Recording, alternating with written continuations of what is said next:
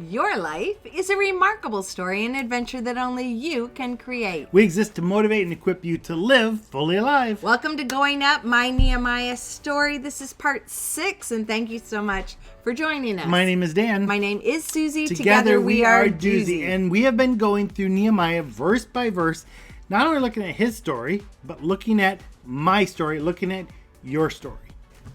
Here we are with our focus on my desire. What do I want for others?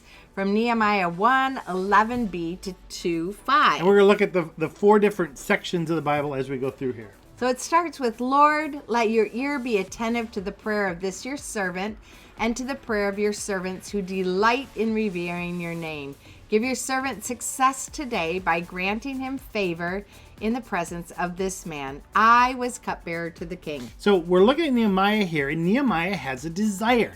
He has something he wants. And through these passages, we're going to see what those things are. The first thing we know, he's talking to the Lord, but he's asking that the Lord would give him success in the presence of this man, who actually was the king, who Nehemiah was actually serving as a slave. But something's changing. And you want to look at Nehemiah. For years, perhaps, he was just serving the wine. He was enjoying it. It was a good job. When he met these people that talked about Jerusalem, something changed. And his desire changed. And that's what we're looking at here. So let's look at my desire, just generally. What is a desire? It's what do I want for others is actually what we want to be focusing on. But a desire is a wish or something that you want. It could be a deep one, like a longing, a craving, as for something that brings satisfaction or enjoyment to yourself or to others or to both.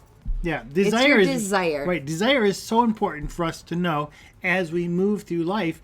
And we're getting to know Nehemiah's desire, but also right now we're getting to look at what is our desire? What is your desire? Yeah, and for each of us, my desire will be specific to you.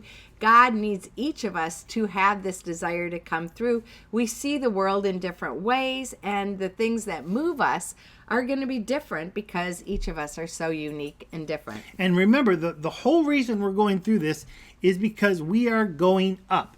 This is a new time in life. There is a call to move forward. And sometimes we wonder, how do we do that? And Nehemiah lays out those principles, and we're following that. And here in number 6, we're looking at my desire. If we're going to go up, there's got to be a desire, and we have to know what it is. Sure. So here's the next part of that passage from Nehemiah. In the month of Nisan, in the 20th year of King Artaxerxes, I don't know how to say that, when wine was brought for him, I took the wine and gave it to the king. I had not been sad in his presence before, so the king asked me, why does your face look so sad when you are not ill? This can be nothing but sadness of heart. Now, capture that word, sadness of heart, because if we're really going to find our desire, more than likely, there's something that breaks our heart. There's something that, well, like Popeye used to say, I can't take it no more, which would call him into action. When we look through our world, I'm sure there are several things that bring us to a point of sadness, of that needs to be changed. That should not be that way, which will create then a desire in us. This is what happened to Nehemiah. What was going on in Jerusalem? 142 years since the walls were broken down, the gates were burned. Still, no one has done anything to help. Something caused him to be sad. It is his people. It is his nationality. It is his identity.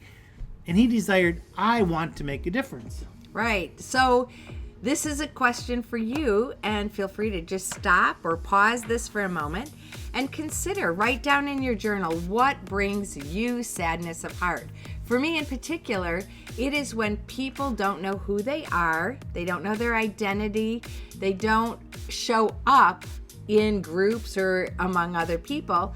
Sometimes it's because of the group pressure that makes them be small or invisible, but they don't know who they are, and so they can't show up as themselves. And that makes me very sad when I see people not living, honestly, fully alive within the gifts and the abilities that they've been given. Maybe it's because they don't know what they are. Yeah, I think for me, one of the things that brings sadness to my heart is when people are demoted. What I mean by that is the budget is more important than the people.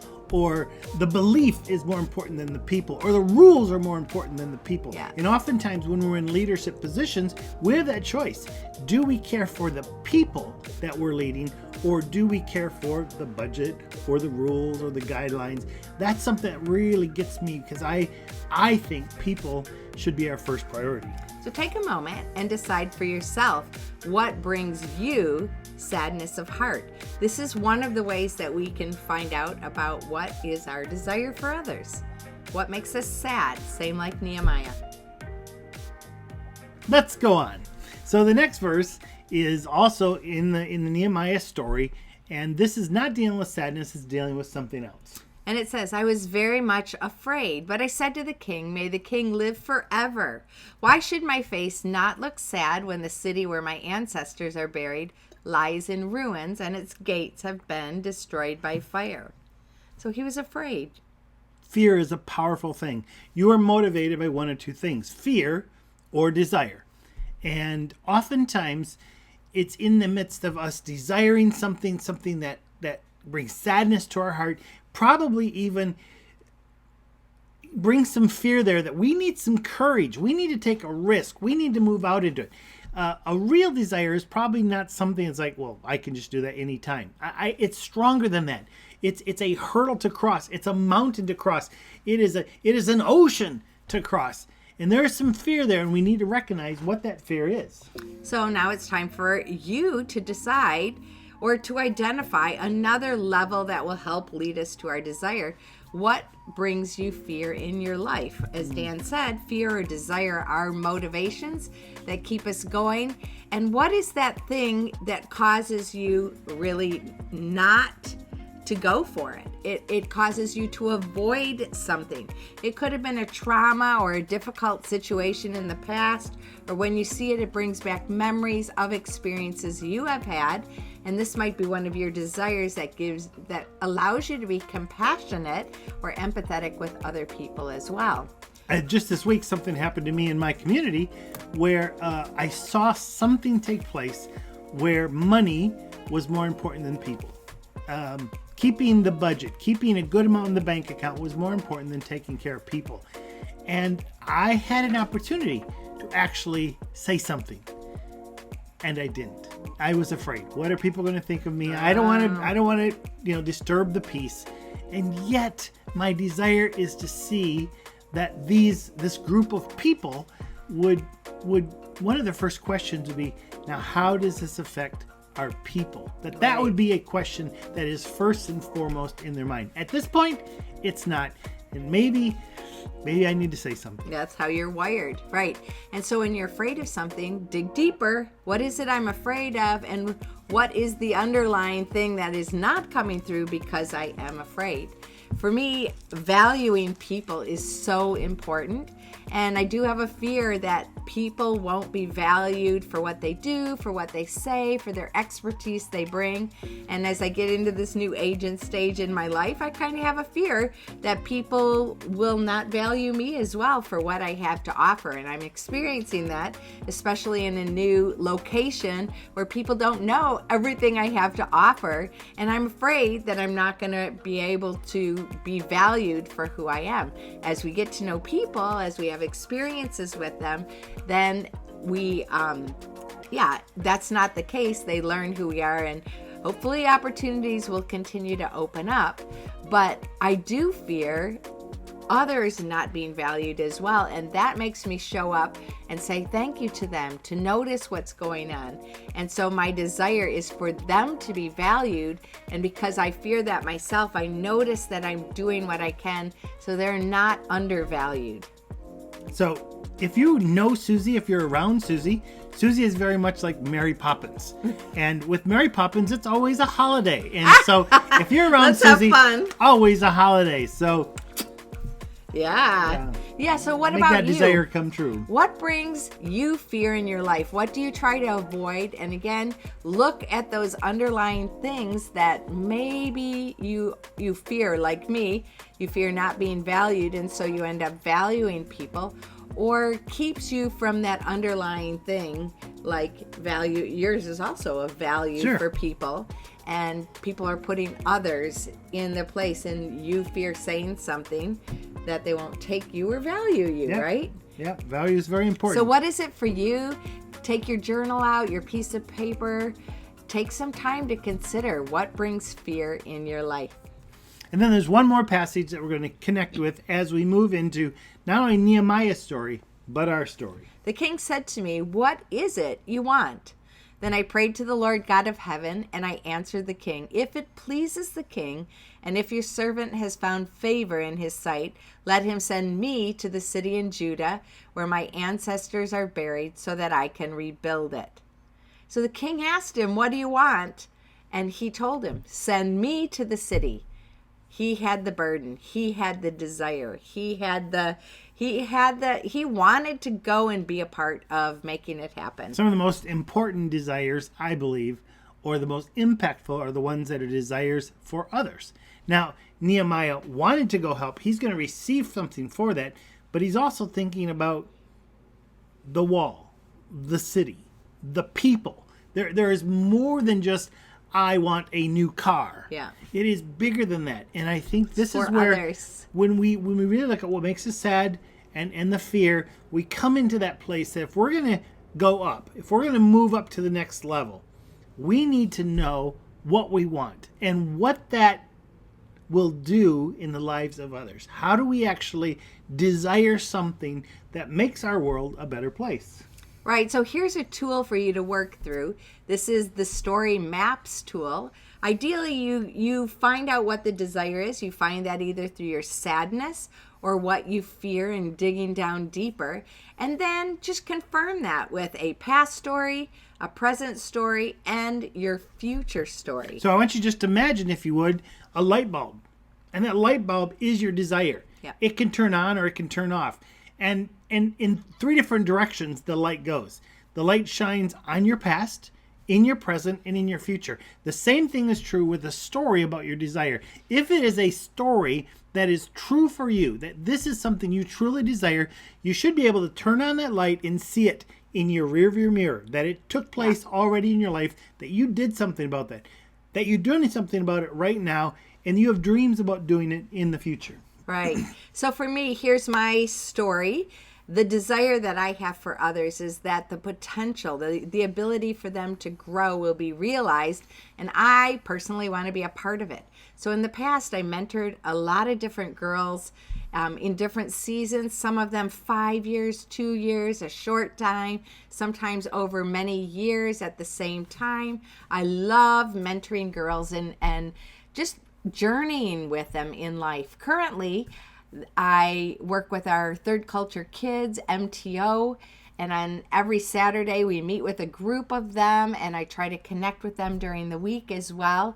We have couples in our Seasons of Life 12-month mentoring program, and those couples, those are the ones we're pouring the most into through our program. It's amazing. And something that's a little bit newer, I have a watercolor class every Wednesday morning here in our local community, and there's about 16 ladies and Dan who come to the group, and they've become a community, and I get to pour into their potential, not only to build their skill of watercolor, but to find their identity, who they are, and just having confidence in watercolor is giving them ripple effect confidence in their life. So Suzie, you have stories from the past that show, yes, I've had this desire. You have stories now of how, yes, this is my desire right now. How about for the future? Oh, for sure. It's people. It's all about people. It's journeying with them. I do like the long road of having a consistent impact. Maybe that's weekly, monthly, through different seasons. It can be local or it can be on Zoom. We're journeying with a lot of people who live in different parts of the world than us. But it is definitely seeing their potential grow and mentoring them so that they can find out who they are and be able to walk fully alive in that space. That's because every day with Suzie is like a holiday. And you are part of those people as well. So thank you so much for joining us for this going up. I get to just allow your potential to grow as well. So I just want you to look at a list here, or listen to a list here, of some of the words that may just spark something in you. Because sometimes it's hard to go, oh, What do I really desire? So this is, I live my life by design as I desire people to experience something. We're going to go through a list of what they might experience, and also you're going to experience something at the same time. So there's 3 slides, 3 pictures of these. As you hear or see these words, write down any of these that could potentially be what your desire for others is, and then later you can narrow that down if you so choose, or just have a list and get a general impression of your desires. So we'll just play ping pong a little bit with these words that they may experience: assistance, belief, care, connections, counsel, education, encouragement, faith, food, growth, health, help, hope, information, joy, justice, life, love, opportunities, organization, peace, potential, prosperity, resources, rest, restoration. Safety first, safety. You're really giving them way more emphasis than me. Security, Shelter, solutions, support, training, oh please, transformation, vision, wholeness, or wisdom. You're not limited to these words, but these are some of the words that you could choose to help you find your desire. So what we'd ask you to do is take some time and look at your desire or desires and see and story map them, each of your words. Picture them each as a light bulb. Yep. That this could be it. It could be wholeness. It could be life. It could be transformation. And then begin looking at a past story, a present story, and future story. So my desire, this is going out my Nehemiah story. We've looked at Nehemiah, his desire, and hopefully you're in process of finding your desire.